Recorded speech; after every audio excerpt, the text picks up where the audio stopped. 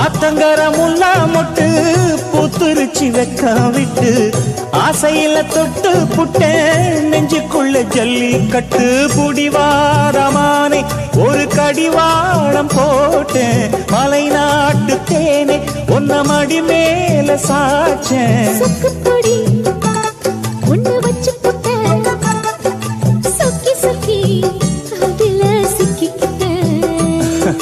கிச்சிலி சம்பா குத்தி எடுத்து மொச்ச குழம்பும் வச்சு எடுத்து ஆமாடி அதுக்காகத்தான்